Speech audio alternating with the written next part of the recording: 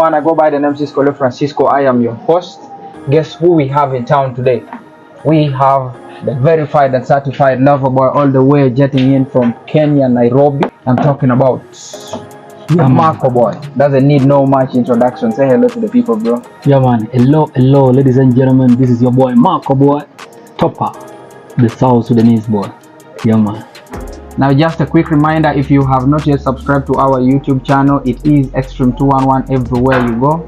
TikTok, Instagram, Facebook, you can like and follow as well. Now, we'll be taking you through a series of questions and answers. It is going to be a short thing. Inshallah, Bukra will have a better something. MACCO. Yeah, man. Is that like ism bitaka alnasi Arabic food wala Arabic food basit, huh? Small. MACCO is your real name or no, like I have my official name, my government name.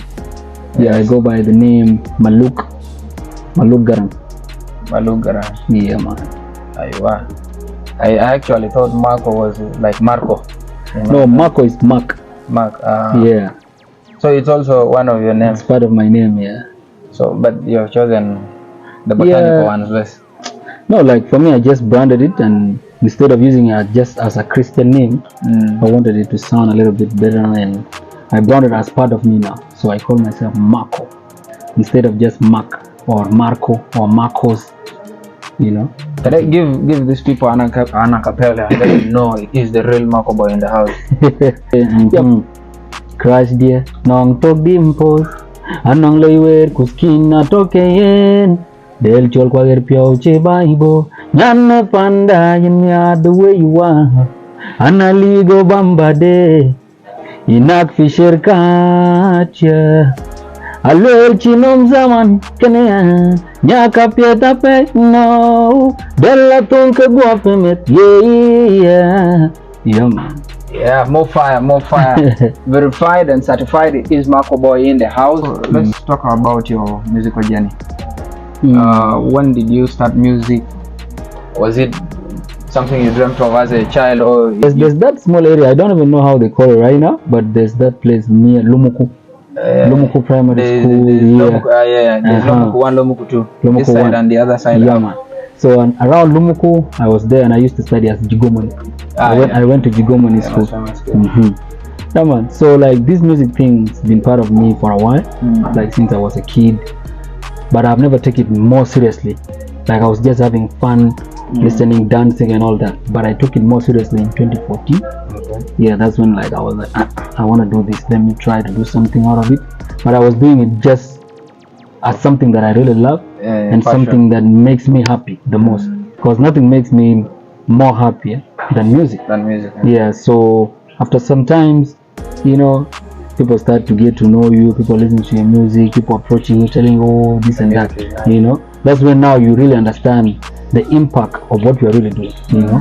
And that's when now we took it more seriously. Me, my brothers and everybody around me, they're like, man, you are really good. You can pursue this, you can move on, you can make a career out of it, you know. What was the first song you ever wrote? The first song I did was in Swahili. You know, like when I started, I was in Nairobi, I think around 2014, 2013. So I used to work with some Kenyan rappers. I used to be just a singer for them. And they rap and I just do a chorus. The choruses. There's one song I can still remember. Used to go, Stacky dem, mwenye maringo, something like that. I hope you have demos of those. No. They were just written, not sung in a studio. No, they were sung. Like for me, I was just doing only the choruses, and other rappers will just jam on the song. Like you can find around 10 people on one song. Yeah. Do you believe in mixes? You see, like Burna Boy's last song. Yeah, of course. It's a remix because he has a cut from another artist in the US. If we talk about Busy Signal has a lot of remixes. Course, I'm one of those people. I like doing that because I feel like when you do an old song, you give it a new life. Or let's say if you do something which is old, like the way I did with Chatauno. Chatauno was already like it was sung by around 1980s by somebody called Masajak. And he's my uncle also, you know. So like I I took it upon myself. I'm like, you know, this guy, most of the people that knows him, like maybe our mothers and fathers and all that. But I want the younger generation that are listening to me, I want them also to know him. I want them to listen to his sound, you know. So it's not a bad thing like to do an old song and you give it a new life. You know, at the end of the day, you're bringing something back, which is good. What inspired you to do Junubia? Okay, Junubia, you know, it's just the beauty. The beauty of our ladies, you know. And what I always preach is that I want our South Sudanese ladies to be comfortable with themselves. I don't want them to change themselves just to fit in a certain group, or people tell them, oh, you are too dark, or you are not beautiful, or you are too tall and all that. No, we want them to believe in themselves and have that self-esteem. You don't want them to do housing? No, like I just want them to be themselves and just appreciate themselves, because we know they are beautiful, you know. Like right now, most of us, when you marry outside South Sudan, sometimes you feel like you are not fully married yet. Yeah, you know. So we want them to know, and we want to appreciate them and let them know we appreciate them just the way they are. You don't have to bleach yourself as a woman just for other people to appreciate you like you are beautiful and all that.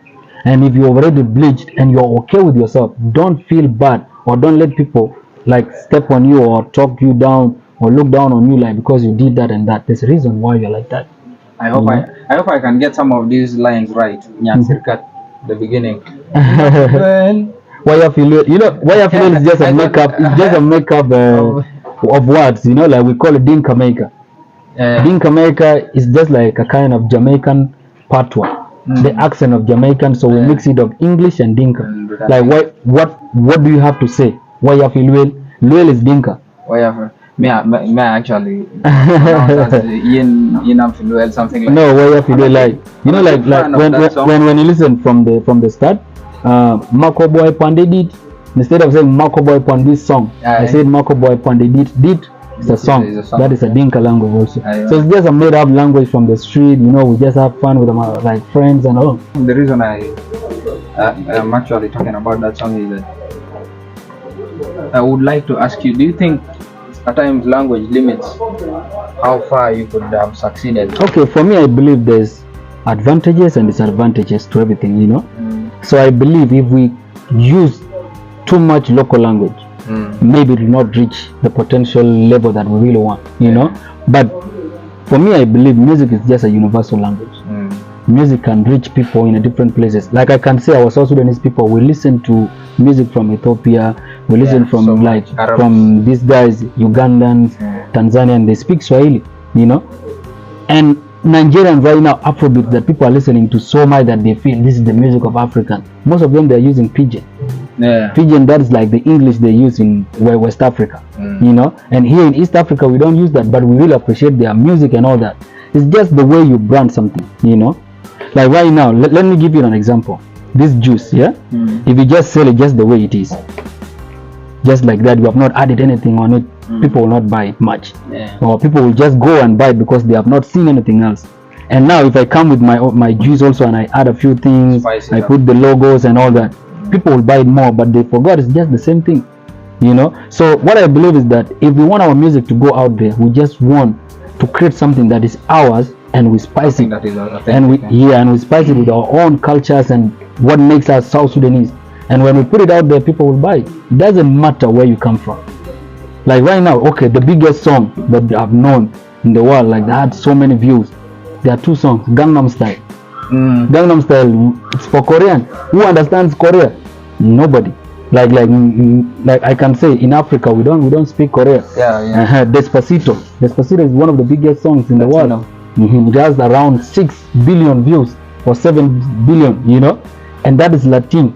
Do we speak Latin? No. On myself, for me, I just want to be, let me put it this way, I'm not dreaming like just, let's say, you can still go to America and perform to South Sudanese, you can go to Australia and perform to South Sudanese, but for me, my biggest dream and what I really want is that I want to go outside one day. Even if I'm coming to Uganda and perform, but I go to Kenya, I want to be able to perform to different audience, not just South Sudanese only.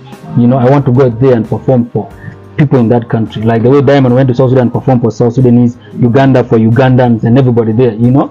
But for us, our people right now, especially as South Sudanese, if we go and perform somewhere, if we go to Australia we only go and perform. South Sudanese in Australia, you know, and that's what I want us to change. Yeah, that's like, I believe that's my biggest dream, and I believe it's every artist's dream right now in South Sudan. We want to be able to go out there and perform to bigger audience, different race, different people, you know. It will be really good for the country. Just a big shout outs to Wiz Brown. Yeah, big shout outs to Wiz Brown wherever he is. And of course, I'm not working alone. I have the YBS boys, the Brotherhood. And of course, I have Justin Shots, I have J Boomba. Right about now, it is EJ Styles on the camera. If we are to take back the hands of time, would you still have chosen music? As I said before, you know, music is one thing that makes me happy. If I'm not singing, I'm listening to music, you know. And I don't think I can choose something else, you know. Okay, let's say now, okay, let's continue from now for the future. If one day you decided that, okay, maybe let me first give music a rest, what other alternative would you choose? Okay, apart from doing music, I'm also doing mass communication and all that. Welcome to the show. So I'm also very interested in this media thing. Yeah, I really love that. So one day, inshallah, I'll just put it that way.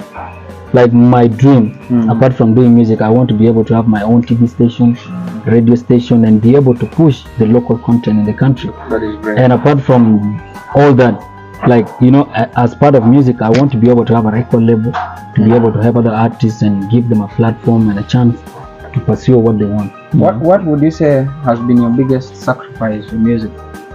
Something significant you feel like, I had to do this for music. Maybe you even parted ways, Mazol, Yaba or you mess. I don't think I have something like that, because they've been supportive. The whole family has been supportive. Yeah, you know, like one thing my parents told me is that when I wanted to do music, like, oh, music, you know, music has a lot of girls, music has drugs and all that. Then I promised them, I'm like, you know, when it comes to drugs, I'm not gonna do any of that. Because at the end of the day, if you're a businessman, because music is business also, you need to be focused.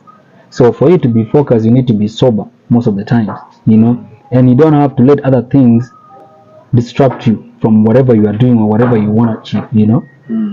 Looking at the music industry in South Sudan right now, what would you say are some of those things that you feel are not going right? If you had the power, you would have changed one or two, three things. The most important thing is the copyright issue in South Sudan. Like, you know, artists are not getting whatever they want. That one is almost everywhere. Yeah, like, but right now in South Sudan, you can make a hit song, a big song in the country, but you cannot benefit from it. Yeah, like, I'm gonna put it this way: if like countries like Kenya, Uganda, or Tanzania, if you have the biggest song in the country, or let's say half of the country, they're listening to that type of music that you are releasing, and people are buying, listening to it, you know, trust me, that one song can change your life. That's if you are very smart enough, and the money you are going to to gain from that music, and you use it well, you know, invest it on something, you will be set for life, you know. But here in our country, I'm not going to blame anybody, but because I feel we are still very young, there's so many things that we are still new to them, you know. Now talking about that issue, we have seen on social media all these clashes between the artist unions. There's this faction and there's this group. What do you think is happening there? Do you have any clue? No, me, I have no idea. Happening? Because now, if the administration is you know, like, now who is going to help who? You know, our people, they like jumping into things. When they just see people are talking about this, you just jump into it and just talk about it and be like, oh, I know this and this is happening, and you're taking sides and all that, but you have no idea what is really going on the ground. So for me, I really don't know what's going on, and for me, just for the benefit of the industry and for the best of the younger one coming, I just hope they're gonna fix this and find a right path for everybody else. Of course, you know, self-interest is another problem in our country. So if we think of ourselves only, or if you think about yourself only and you forget there are so many people you are representing, then you are going to lose the vision or the goal that you really want to achieve.